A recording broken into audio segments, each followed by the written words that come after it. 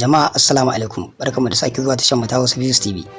Idan wannan ne zuwanka na farko, muna roƙonka da ka danna mana subscribe sannan ka taɓa alamar ƙararrawa ta yadda zarar mun sa bidiyo za ka same shi.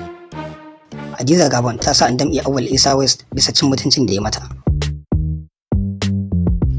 A labarin da muke samu daga shafin Mufidar Shed a dandalin Instagram kan hatsaniyar da ke tsakanin Auwal Isah West da Hadiza Gabon, ta bayyana cewa tuni jarumin ta sa aka damƙe jarumin da ya mata zagin tsamar nama wato Auwal Isah West. Kamar yadda wasu suka sani, Hadiza ta yi wasu rubuce-rubuce da maganganu kan jaruman Kannywood da cewar sun yi shishigi wajen shigewa jarumin Big Brother White Money, suna hotuna da shi a cewar ta da nasu ne ba za su yi musu haka ba. Hadiza ta kara da cewa ko a story jarumin Big Brother din ba saka su ba, balle su yi musu repost, balle a san suna yi, wanda wannan magana wasu ka dauke ta a matsayin rashin kunya ga na gaba. Kasancewar hada manyan jigajigan masana'antar cikin waɗanda suka halarci taron irin su Baba Karami, Alinu, Adam A Zango, Abba Mustapha da sauransu.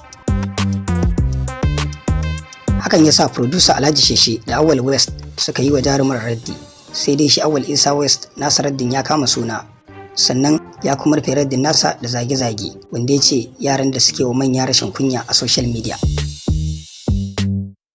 Sai da kowa ya ɗauka magana ta wuce, ashe Hadiza ba ta ƙasa ne, tana birnin Cairo. Aikata ki ta ɗau aramar dawowa, sai ga ta ajiya ta dira a garin Kano, inda kamar yadda Mufidar Shed ta bayyana, tun karfe rana ta sa aka nemo mata shi aka kuma tsare shi hannun jami'an tsaro. Yanzu haka maganar da ake wasu yana hannun hukuma, yayin da ya tafi Hadizan ta kashe wayarta, kiran duniya ba a samun ta balle a bata hakuri, ta sa a sake shi ko a sasanta kamar yadda Mufidar Shed ta bayyana. Kusance da mu domin jin yadda wannan targa-targa za ta kasance. Sai an jima.